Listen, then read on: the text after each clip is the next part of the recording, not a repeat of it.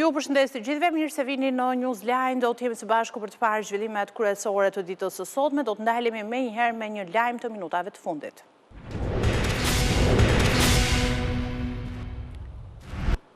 Këshilli Bashkiak Evropian ka miratuar pak çaste më parë raportin i bar për Shqipërinë, lidhem drejt për drejt me Andon Kellon, ai ka detajet. Andon, të përshëndes, çfarë ka vendosur Këshilli i Bashkimit Evropian për këtë raport të IBAR? Këshilli i Bashkimit Evropian ditën e sotshme ka miratuar raportin e ndërmjetëm IBAR për Shqipërinë, duke japur rrugë mbylljes së grup kapitujve të negociatave për Shqipërinë brenda vitit 2027 ose më saktë në vitin 2027. Burime për ABC News nga Këshilli i Bashkimit Evropian konfirmojnë se ditën e sotshme pa asnjë kundërshtim nga asnjë shtet antar dhe me një draft të përbashkët është rënë dakord që Shqipëria të avancojë me integrimin dhe negociata duke i miratuar raportin e ndërmjetëm apo piketat e ndërmjetme IBAR për t'i hapur rrugë tashmë edhe mbylljes së gjithë grup kapitujve të negociatave. Kështu bien poshtë dhe gjitha aludimet, skepticizme apo edhe akuzat e opozitës se integrimi dhe raporti i ndërmjetëm i IBAR është bllokuar në Bruksel.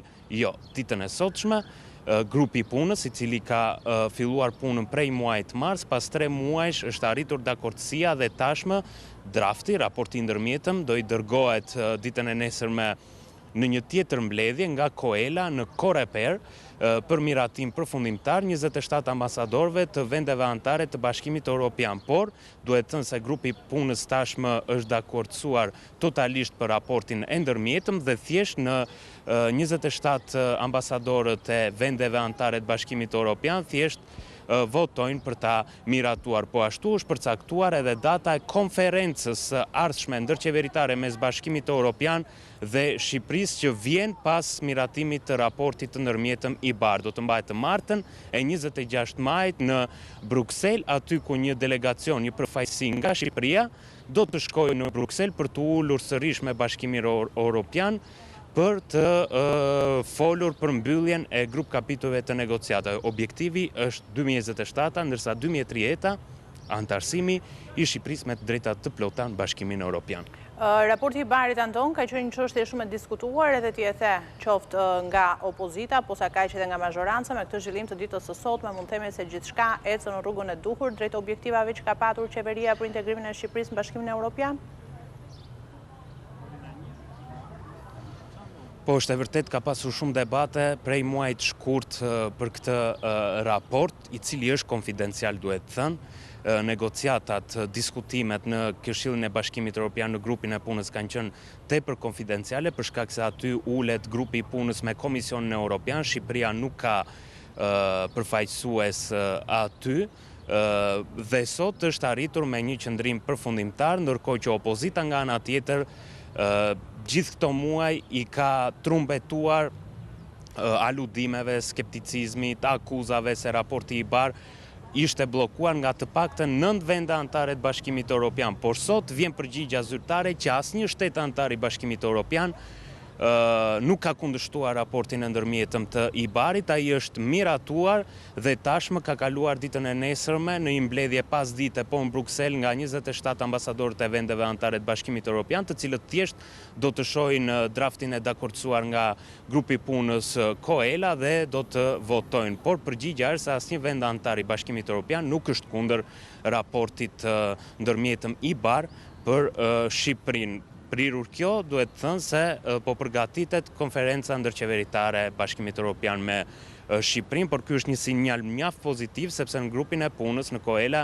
më së shumti janë diskutuar dy kapituj kryesor, themelore, kapitulli 23 dhe 24 që janë siguria dhe drejtësia. Me sa duket janë lënë tashmë edhe detyrat, janë plotësuar piketat e ndërmjetëve dhe Shqipëria ka rrugën hapur tashmë për të mbyllur grup kapitujt brenda vitit 2027. Faleminderit Andon Kello për raportimin. Çështja e antarësimit të Shqipërisë në Bashkimin Evropian u diskutua edhe në kuvent, opozita nuk mund ta pengojë të gjitha këto negociata për integrimin dhe rrugën e Shqipërisë drejt Bashkimit Evropian. Ministri i Drejtësisë tha në kuvend se qeveria ka çuar në Bruksel mira faqe dokumente për integrimin, ndërsa opozita mira akuza pa baza për Shqipërinë, por qeveria thotë se procesi nuk do të ndalet. Qeveria me punë, opozita me akuza. Ministri i Drejtësisë Toni Gogu ju përgjigj akuzave për raportin i Bar, duke i bërë të qartë opozitës se negociatat nuk pengohen pavarësisht tentativave të tyre. Kolegët e Ministrisë Drejtësisë kanë arritur që të dërgojnë në Bruksel 8.000 faqe. 90 takime kanë ndodhur atje në Bruksel. 70 institucione janë koordinuar në Shqipëri pikërisht për të dorëzuar ato rezultate faktike që janë duke u shqyrtuar nga grupi i punës dhe vendimarrësi. Më vjen keq që juve keni kontribuar në 8.000 akuza të ngecjes së procesit. Gogu tha se Partia Demokratike është i vetmi formacion në Shqipëri që nuk do integrimin evropian. Si ka mundësi që cmira juaj politike ndaj progresit të një shoqërie të tërë, sepse jeni i vetmi formacion shoqëror që shkoni mbrapa, sepse shkoni 36 vjet mbrapa dhe jeni i vetmi formacion shoqëror që nuk pasqyroni progresin e Shqipërisë drejt standardeve europiane, ndërkohë që Shqipëria ecën, juve vini këtu dhe ngrini një sër akuzash, të cilat mua më vjen keq, po i kam dëgjuar dhe më përpara, i kam dëgjuar kur thuaj që kryeministri nuk shkon dot në Amerikë, që kryeministri nuk takon dot presidentin. Kjo ka lidhje vetëm me cmirën që ju bën që ju të mos shikoni se si progreson Shqipëria. Por Gogu drejtoi gishtin nga ai që nuk ishte në sallë dhe që drejton edhe sot pas 36 vitesh Partinë Demokratike, Sali Berisha. Ngec atje në standardet e korrupsionit madhor, në standardet e ndërhyrjes në pavarësinë e sistemit gjyqësor, në standardet e një shteti të kapur, jeni ju. Jam në studio me zotin Frok Çupi, me cilin do të diskutoj për zhvillimet e ditës së sotme. Ju përshëndes zotin Çupi, faleminderit që jeni me ne. Faleminderit juve. Është në fakt lajmi minutave të fundit, lajm shumë i mirë që vjen nga Brukseli, bëhet fjalë për Këshillin e Bashkimit Evropian që ka miratuar raportin i Bar, i shumë diskutuar qoftë në politik, po edhe mes nesh. Si e shihni një hap të tillë për Shqipërinë? Në radhë para shikoj si një lajm shumë mirë për ne dy. Për arsye se na qelloi fati për të komentuar një lajm shumë fantastik. Një lajm shumë emocionues. Është një moment shumë i rëndësishëm. Jo thjesht i rëndësishëm, fjala e rëndësishëm se si duket. Po është një gjë që shfaqet për te i malit, domethënë. Sepse i Bari është një problem çuditshëm, është një problem edhe në Bashkimin Evropian, është një problem, si thuash, si i fshet, si padukshëm, por që pengon jashtëzakonisht shumë. Dhe me cilin nuk merresh dot. Për arsye se i Bari është një mesatare e gjithë atyre çfarë është realizuar dhe që ishtë dërguar në një komision dhe ky komisioni do të shqyrtonte më vetësisht, kolektivisht dhe tjerë, për të dhënë një përfundim. Dhe përfundimi mund të ishte normale, mund të ishte thoshte shtyhet, mund të thoshte që së realizohen, mund të thoshte që s'bëhet, e tjerë. Dhe ishte një gjë që s'kishte të bënte askush nga Shqipëria më me të. Është njësoj si të merje, si me thënë, fletën tënde në votimin e diplomës, ta qoje në komision dhe ti s'kesh bën asgjë, ti se di çfarë ndodhte atje. Dhe kështu që ishte kjo është me rëndësi shumë madhe, se edhe pengon dhe ishte një institucion i cili duket si një apendiks i Bashkimit Evropian. Pastaj matet edhe diçka, faktin që 27 vende anëtare janë gjitha dakord, është një tregues patjetër për gjithë procesin, apo jo? Po, problemi është se duhet vinë të çështja tek 27, sepse deri më tani nuk ishte ardhur akoma, dhe prandaj është ajo që themi se ishim shumë me fat që ne po e analizojmë këtë gjë sot pikërisht me për këtë arsye, sepse përfundimisht doli çështja, doli mbi ujëra edhe erdhi te 27 shtetet anëtare. Dhe tek sigurisht te ministrat e jashtëm të 27 vendeve. Padyshim që përsëri ka zhvillime në të ardhmen, edhe padyshim, por është gjithçka që vjen më tej është në një kuptim si thua institucional, është shumë herë më i vërtet ose më i thjeshtë se sa që ishte i bari. Kështu që pritet që brenda datës 26 të muajit maj të mbahet konferenca mes vendeve. Tani duket sikur kjo çfarë ndodhi, për arsyet tona të vendit, ndodhi sikur gara ishte midis nesh dhe opozitës, s'është vërtet. Kjo është për të ardhur keq në fakt, po ka qenë mënyra se si e ka trajtuar opozita gjithë çështjen. Shikoj, ka shumë sa ka bërë opozita duke u gëzuar, siç po gëzohemi ne sot, është gëzuar 1000 herë opozita se po humbet Shqipëria në Europë, po humbet. Dhe është gëzuar dhe ka vuajtur jashtëzakonisht, dhe unë më vjen shumë keq se njerëzit duke vuajtur shumë dhe duke u gëzuar dhe duke vuajtur për gjë që nuk mund të jetë e vërtet. Padyshim që pësojnë edhe humbje morale, pësojnë humbje shëndetësore, humbje psikologjike, njerëzit duan patjetër jo Shqipëria në Bashkimin Evropian. Po jashtë doli që nuk mund ta pengojnë. Në të ardhmen, me siguri, me njerë më shkon mendja të them që me siguri do ketë kinast, do ketë njerëz të artit që ta interpretojnë këtë ngjarje dhe mund të ndërtohet një film komik shumë i rëndësishëm me vërtet një opozit e vetmja ose e rrallë në botë që e shikon vendin e vet duke shkuar drejt asaj çfarë ndron drejt Bashkimit Evropian, drejt qytetërimit perëndimor dhe mërzitet, përkeqësohet, mbetet pa gjumë, shan, bën televizione dhe shan edhe nëpër ekrane, shan nëpër podiume, shkon në Europë dhe ju lutet atyre me lot në sy, ju lutem mos e pranoni Shqipërinë, se Shqipëria është e keqe, është e shëmtuar, është ndotur, është narkotike, etj. Dhe ky është një problem që mund ta kap vetëm arti, sepse pjesët e tjera do të barazonin me një opozitë e cila e gërsohet dhe ti do të gërsohesh të thush ç'bëni, po nuk vlen. Po, kjo gënjeshtra që kemi dëgjuar prej kohësh për bllokim negociatash, për faktin që raporti nuk do të miratohet, për faktin që në Bruksel ka ngecur procesi i integrimit të Shqipërisë në Bashkimin Evropian, që në fakt e kanë dëgjuar edhe qytetarët përgjatë kësaj kohe. Shumë herë kanë dëgjuar dhe me mburri ju kanë thënë qytetarëve që shikonin 9 shtete dhe cilat janë nuk e dinin askush. Por sajonin shtete, 9 shtete nuk e duan, 11 shtete nuk e duan, 7 shtete nuk e duan.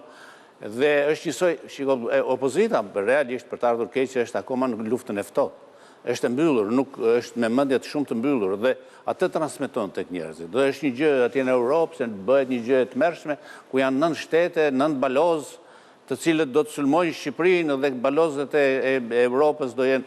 Këta e perceptojnë Europën si një balozë e cila nuk ka tru në kokë, por ka një gjë që thotë jo Shqipëria. Është njësoj si që është vetë opozita.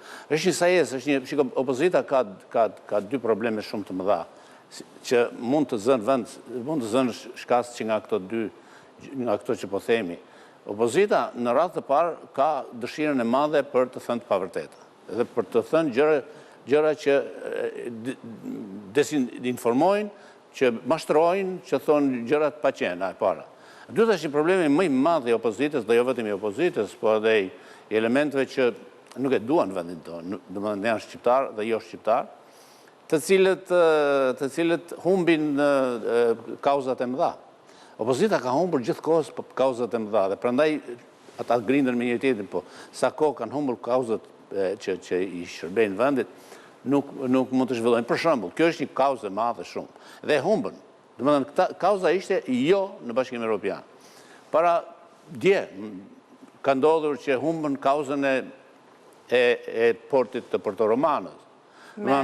luftuan me dhëmë, me thonje, edhe me thikë në këmë, në për dhëmë, që të mos bëhet e Prosvalden, e Shan, e thanë që është korruptuar, që është kriminale, që nuk ja vërshëllen njëri Shqipërisë për të ndërtua, dhe po të ndërtojnë është thjesht një gjë e cekte, nuk është sa porti që ishte një gjë tjetër. Dhe doli që Shtetet e Bashkuara të Amerikës sjell një ambasador në Shqipëri. Me një nga gjërat, 2-3 gjërat kryesore që ka Shtetet e Bashkuara të Shqipërisë, të Shtetet e Bashkuara të Amerikës, dhe sjell kërkon të ndërtohet, dhe e vlerëson si një gjë shumë të rëndësishme, si një hormuz të mesdheut.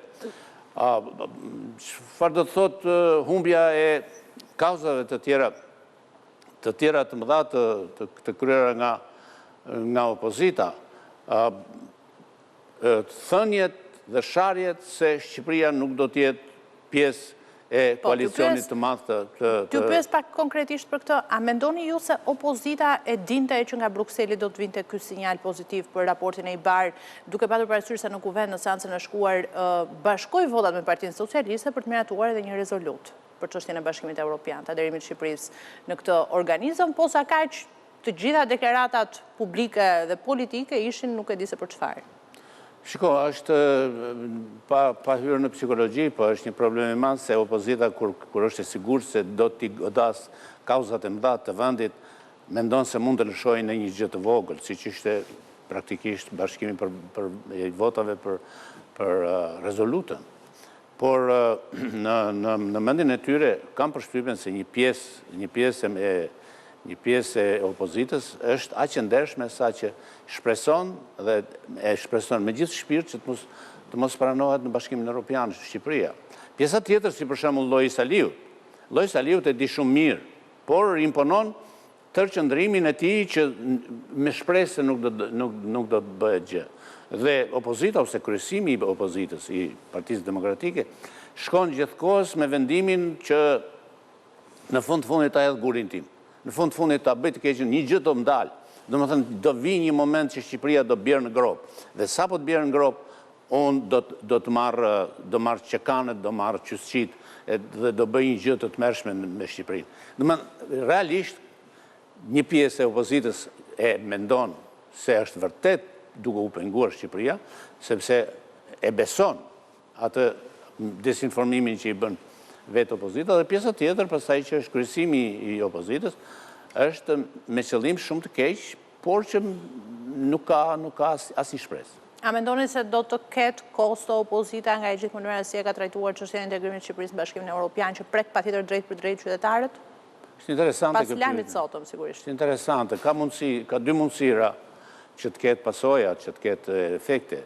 Efekti do të ishte sikur Partia Demokratike të ishte një parti e cila po ngjitej, ose po ekzistonte, ose po shikohej nga qytetarët. Qytetarët nuk e shikojnë fare, domethënë pak mbi 80% e qytetarëve nuk duan me ditë se ekziston. Dhe kjo është arsyeja pse nuk duan me ditë, sepse nuk vlen për asgjë, nuk ka një, si më thënë, nuk ka një shpresë ndaj saj, e para. E dyta është se pse nuk afektohet asgjë me këtë.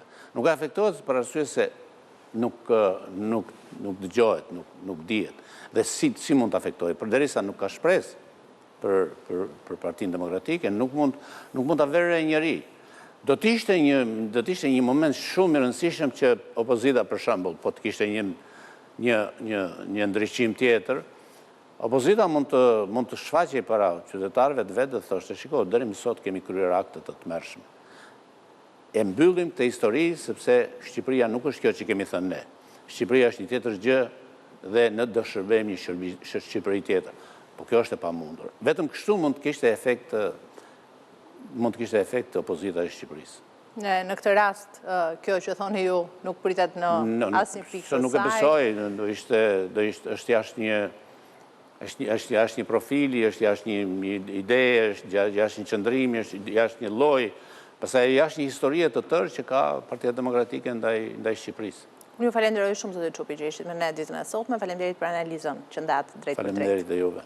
Sa kaq parlamenti pritet të miratoj sot edhe një çështje e rëndësishme, rregulloren e re të kuvendit me ndryshimet e miratuara në dakordsi mes Partisë Socialiste dhe Partisë Demokratike. Pas rezolutës për integrimin që e diskutua, mazhoranca dhe opozita kanë arritur një konsensus dhe për këto ndryshime të kthyer në kuvend me vendim të gjykatës kushtetuese. Partia Demokratike ka pranuar propozimin e Partisë Socialiste për të mbetur 11 komisione parlamentare, ndërsa për ligjet e integrimit do të ketë një procedurë të përshpejtuar vetëm për ato ligje të cilat Brukseli ka vendosur afat kohor për t'i miratuar. Rezoluta e përbashkët për integrimin evropian jep efektin e parë në parlament. Për herë të dytë brenda një jave, Partia Socialiste dhe Partia Demokratike kanë arritur sërish dakordsi. Kësaj radhe për rregulloren e re të kuvendit, imponuar këtë herë nga vendimi i gjykatës kushtetuese dhe afati vendosur. Porime nga kuvendi i bën media ABC News se PS dhe PD kanë rënë dakord për një draft të përbashkët që kalon të njëjtën në Këshill të Mandateve dhe për votim në parlament. Së pari, është arritur dakordsi për të shtuar numrin e komisioneve nga 8 në 11, propozimi i Partisë Socialiste. Së dyti, palët kanë arritur një zgjedhje të ndërmjetme të propozuar nga kryetari i kuvendit për ligjet e integrimit. Procedurë të përshpejtuar sipas propozimit të PS-s do të ketë vetëm për ato ligje të cilat Brukseli ka vendosur afat kohor për të miratuar nga parlamenti, për të tjerat procedurë normale. Sa i përket seancës plenare, mbetet në fuqi koha e fjalës së deputetit në 10 minuta, jo 5, siç propozoi Partia Socialiste, ndërsa u vendos që pas orës 22 të mbrëmjes seanca të ndërpritet për të vijuar të nesërmen në rast të zgjatje, në rast se kërkohet nga një kryetar grupi parlamentar. Krerët e institucioneve të pavarura, duke filluar nga ato të drejtësisë, do të vijojnë të raportojnë si në komisionet përgjegjëse edhe në seancat plenare, duke mos ia lënë këtë si ekskluzivitet vetëm Komisionit të Mbikëqyrjes Parlamentare drejtuar nga Fatmir Xhafaj. Masat e përjashtimeve ashpërsohen nga 10-30 deri në 60 ditë, por ditët e përjashtimit do të konsiderohen kalendarike, pra do të numërohen edhe fundjavat të cilat janë pushim dhe jo ditë pune. Këtë herë, ndryshon sekretariati i etikës, do të ketë barazinë antar, në rast mos dakordësie për përjashtimet do të vendos byroja e kuvendit. Sa për kontrollin parlamentar, u pranuan 2 kërkesa të PD-s, kur institucionet nuk u përgjigjen deputetëve me kërkesë të kryetarit të kuvendit, janë të detyruara brenda 5 ditëve të japin informacion. Në rast mungese reagimi ndaj titullarit të institucionit merren masa disiplinore deri në shkarkim. Po ashtu, në komisione parlamentare, kur pakica parlamentare kërkon thirrjen e një titullari, institucionet për seancë dëgjimore duhet të realizohet brenda 2 ditëve nga paraqitja e kërkesës.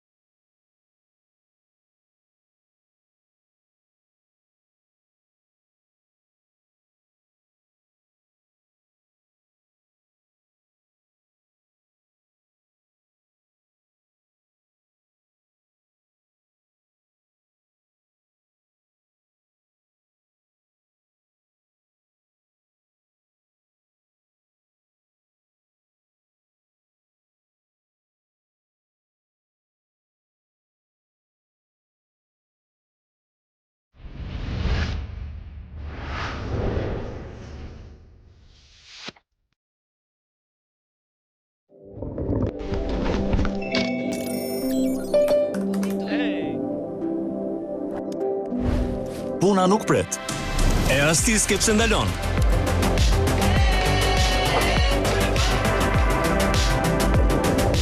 Edhe kur e ke me vrap, në çdo ambient, çdo situatë, çdo hap.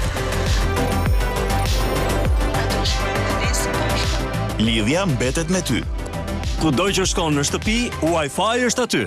Digicom sjell për herë të parë eksperiencën mesh Wi-Fi në shtëpinë tuaj. Digicom, Wi-Fi që nuk nje mure as kufi. 3, 2, 1, oferta e majit.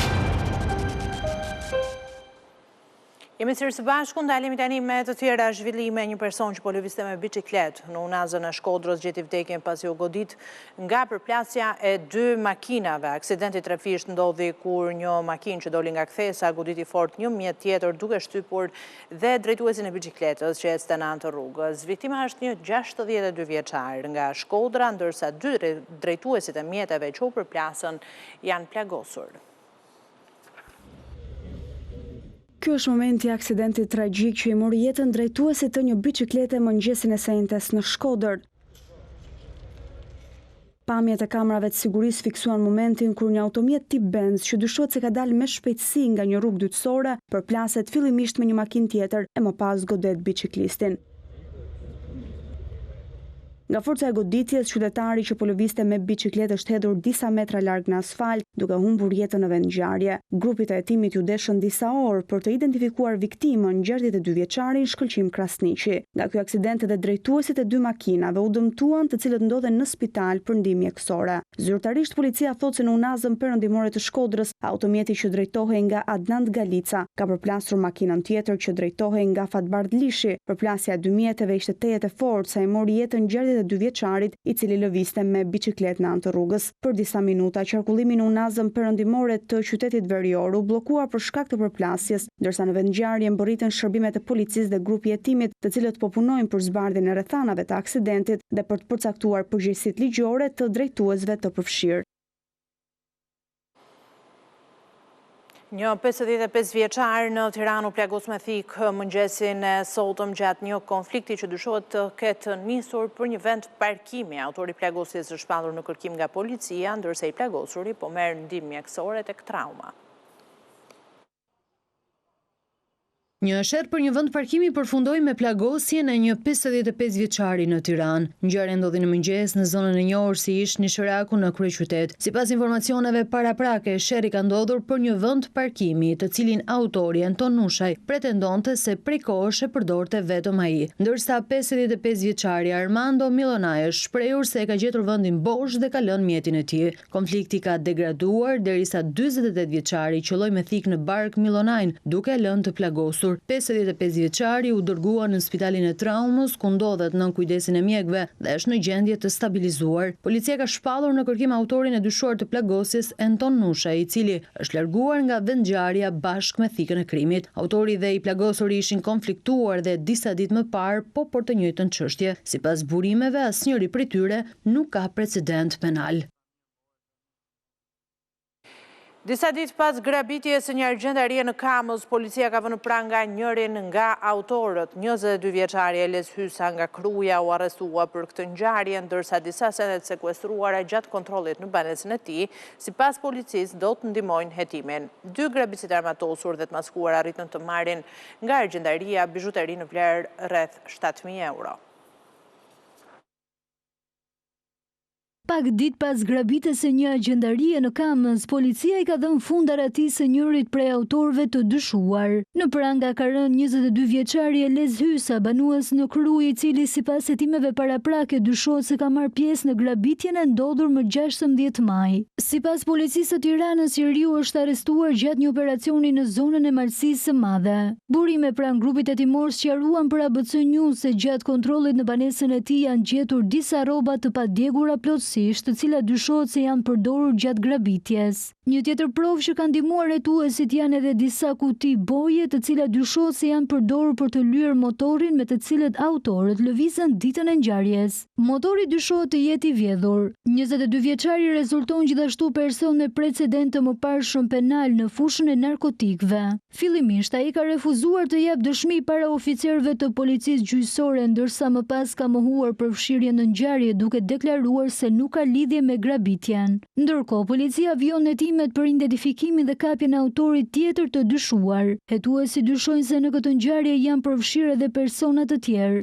Ngjarja ndodhi mesditën e së shtunës kur 2 persona të armatosur dhe të maskuar me skafandra hynë në argjendari në Kamës dhe brenda më pak se 1 minutë arritën të marrin bijuteri me vlerë rreth 7.000 euro. Pas arrestimeve në policinë e Sarandës, Pranga dhe në inspektoriatin e mbrojtjes së territorit në Imar, kryeinspektori Dorian Hoxha u arrestua për shpërdorim detyre dhe po hetohet për lejimin e ndërtimeve pa leje në Bregdet.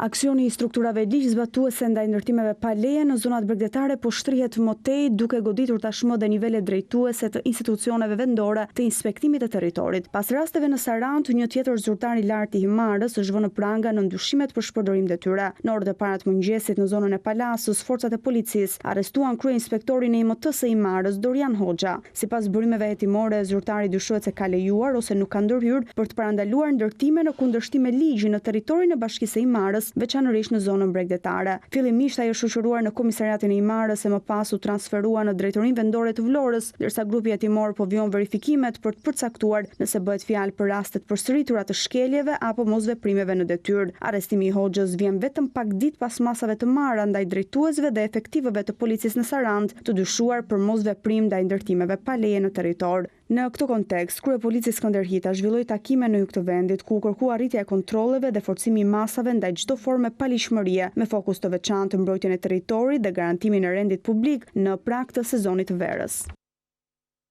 Ishte gjithçka e përgatitur për Newsline për ditën e sotme, të tjera zhvillimet përgjithësuara minut pas minute nga vendi, rajoni dhe bota. Ju mund t'i ndiqni dhe në faqen tonë abcnews.al, njerësh dhe në valët e radios 105 FM.